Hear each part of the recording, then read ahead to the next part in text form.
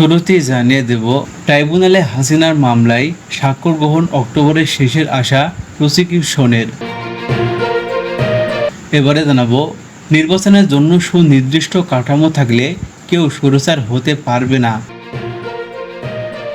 এবারে জানাবো, আইন উপদেষ্টার বক্তব্য চিকিৎসকদের আত্মমর্যাদার উপর আঘাত, বলেন ডাক্তার রফিকুল ইসলাম। সর্বশেষ জানিয়ে দেব আন্তর্জাতিক সংবাদ, ট্রাম্প জেলেনস্কি বৈঠকের আগে ইউক্রেনে রাশিয়ার হামলা, নিহত 10। এতক্ষণ শুনছিলেন সংবাদ শিরোনাম, এবারে বিস্তারিত।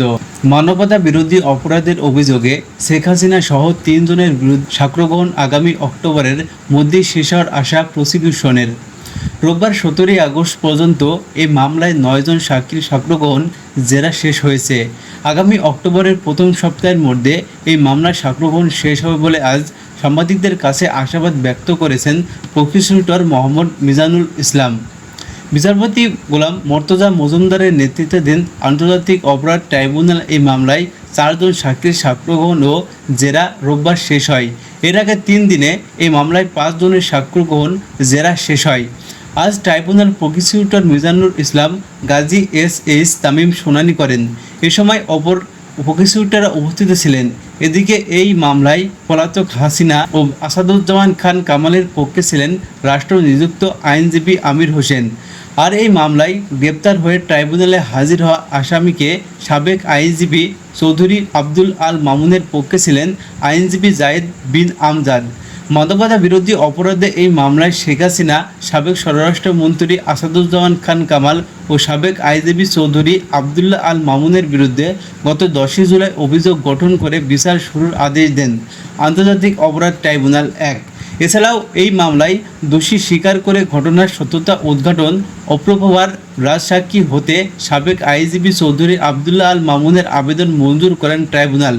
গত 16 জুন ট্রাইব্যুনালে এক পলাতক শেখ হাসিনা আসাদুজ্জামান খান কামালকে হাজির হতে একটি বাংলা ও একটি ইংরেজি পত্রিকায় বিজ্ঞপ্তি প্রকাশের নির্দেশ দেন এবং পরদিন 2টি পত্রিকায় শেখ হাসিনা কামালকে 7 দিনের মধ্যে আত্মসমর্পণ করতে বিজ্ঞপ্তি প্রকাশ করা হয়। তবে বিজ্ঞপ্তি দেওয়ার পরেও পলাতক 2 আসামি ট্রাইব্যুনালে হাজির না হয় তাদের পক্ষে রাষ্ট্র নিযুক্ত আইনজীবী দিয়ে এই মামলায় অভিযোগ গঠনের বিষয়ে শুনানির দিন ধার্য করেন। সে অনুযায়ী শুনানি শেষে গত 10 জুলাই এই মামলায় অভিযোগ গঠন করে আদেশ দেন ট্রাইব্যুনাল। গত বছরের জুলাই আগস্ট ছাত্র জনতার গণ অভ্যুত্থানে সংগঠিত মানবতা বিরোধী অপরাধের অভিযোগে ক্ষমতাচ্যুত শেখ হাসিনার বিরুদ্ধে গত 21 জুন আনুষ্ঠানিক অভিযোগ ফরমাল চার্জ আমলে নেন আন্তর্জাতিক অপরাধ ট্রাইব্যুনাল।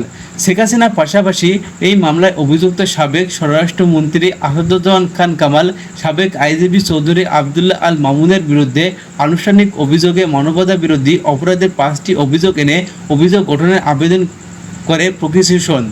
গত বছরের 5ই আগস্ট ছাত্র গণ অভ্যুত্থানের মুখে আওয়ামী লীগের সরকার পতনের পর আন্তর্জাতিক অপরাধ ট্রাইব্যুনাল পুনর্গঠন করা হয়। পুনর্গঠিত ট্রাইব্যুনাল গণ অভ্যুত্থানে সংগঠিত মানবতা বিরোধী অপরাধের অভিযোগ প্রথম মামলাটি মিসকেস বা বিধিন মামলায় হয় শেখ হাসিনার বিরুদ্ধে। এই মামলা ছাড়াও শেখ হাসিনার বিরুদ্ধে ট্রাইব্যুনাল আরও 2টি মামলা রয়েছে। এর মধ্যে একটি মামলায় আওয়ামী লীগের 15.5 বছর শাসন আমলে গুম খুনের ঘটনায় তাকে আসামি করা হয়েছে। অন্য মামলাটি হয়েছে রাজধানীর মতিঝিলের শাপলা চত্বরে হেফাজত ইসলামের সমাবেশে হত্যাকাণ্ডের ঘটনায়।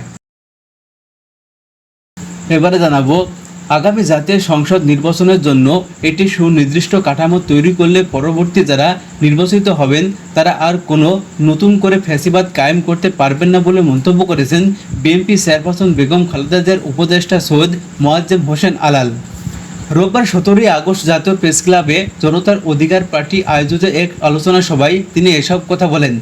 মোয়াজ্জেম হোসেন আলাল বলেন, গণতন্ত্রে মতের পার্থক্য থাকতে হবে, মতবিরোধী না থাকলে গণতন্ত্র থাকবে না। তিনি আরও বলেন, সব রাজনৈতিক দল অন্য দলকে সংশোধন হতে বলেন কিন্তু নিজেদের সংশোধন করেন না। সবার আগে নিজেদের সংশোধন করলে রাজনৈতিক অবস্থা তৈরি হবে, দেশে যেন আর কোনো স্বৈরাচার না হয়ে উঠতে পারে সেজন্য সব রাজনৈতিক দলকে এক হয়ে কাজ করার আহ্বান জানান তিনি।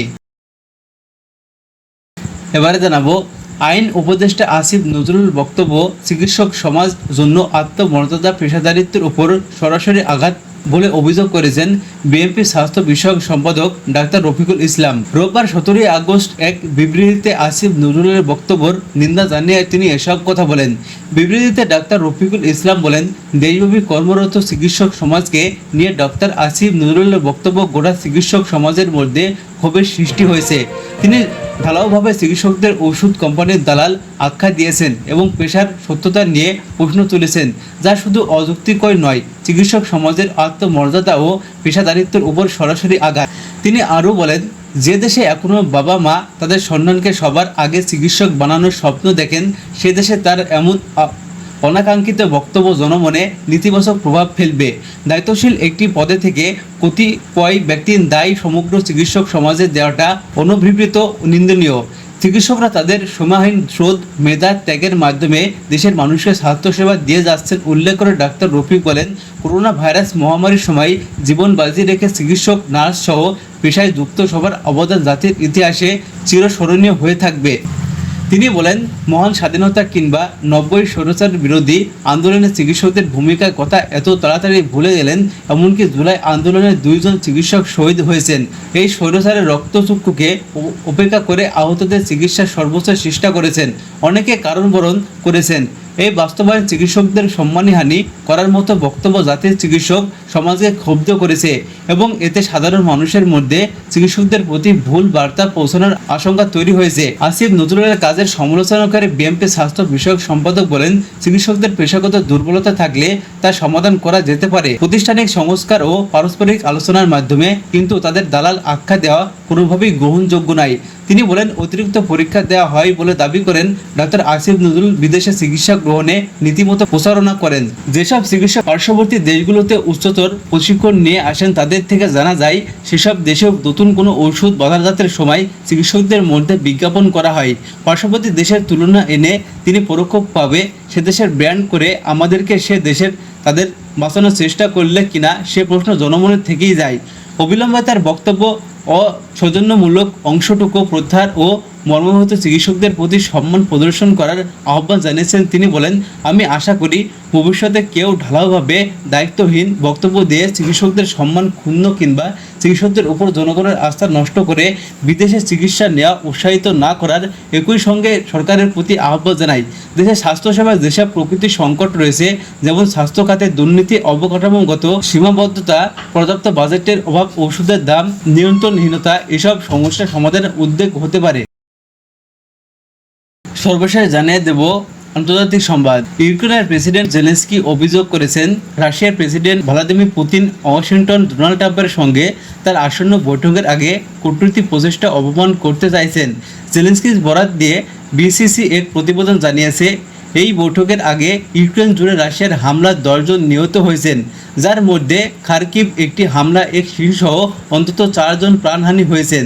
তিনি এই হামলাগুলোকে দিয়ে বলেছেন, এগুলো শান্তি আলোচনাকে বাধাগ্রস্ত করার জন্যই পরিকল্পিত। স্থানীয় সময় দুপুর 1:15 ট্রাম্পের সঙ্গে জেলেনস্কি দ্বিপাক্ষিক বৈঠক হওয়ার কথা রয়েছে, আর বিকেলে 3টার ইউরোপীয় নেতাদের সঙ্গে বহুপাক্ষিক আলোচনা হবে। এই বৈঠকে গত ফেব্রুয়ারিতে ট্রাম্প জেলেনস্কির মধ্যে ওভাল অফিসে সংঘটিত উত্তপ্ত বৈঠক পুনরাবৃত্তি রোধ এবং শান্তি আলোচনা ইউক্রেনের অংশগ্রহণ নিষেধ করার প্রচেষ্টা হিসেবে দেখা হচ্ছে। ইতিমধ্যে ট্রাম্প যুদ্ধবিরতির পরিবর্তে একটি ব্যাপক শান্তি চুক্তির পক্ষে মত দিয়েছেন, যা গত 15 আগস্ট আলাস্কার পুতিনের সঙ্গে তার শীর্ষ বৈঠকের পর রাশিয়ার অবস্থানের সঙ্গে সামঞ্জস্যপূর্ণ। তিনি ইউক্রেনের ন্যাটোতে যোগদান এবং 2014 সালে রাশিয়া দখলকৃত ক্রিমিয়ান পুনরুদ্ধারকে শান্তি চুক্তির অংশ হিসেবে বাতিল করেছেন।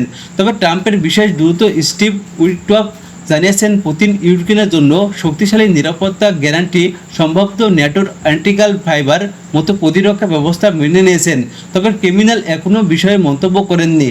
অপরদিকে জেলেনস্কি ভূখণ্ডের বিনিময়ে শান্তি চুক্তি প্রত্যাখ্যান করে ইউক্রেনের সংবিধান উল্লেখ করে বলেছেন, এটি অগ্রহণযোগ্য। তিনি জোর দিয়ে বলেছেন, শান্তি আলোচনার জন্য যুদ্ধবিরতি অপরিহার্য। এই ভবিষ্যতে রাশিয়ার অগ্রসর ঠেকাতে ইউক্রেনের জন্য কঠোর নিরাপত্তা গ্যারান্টির প্রয়োজন। ইউরোপীয় নেতারা জোর দিচ্ছেন যে শান্তি চুক্তি ইউক্রেনের ভূখণ্ড নিয়ে আলোচনা তাদের অংশগ্রহণ এবং নিরাপত্তার নিশ্চয়তা অবশ্যই থাকতে হবে।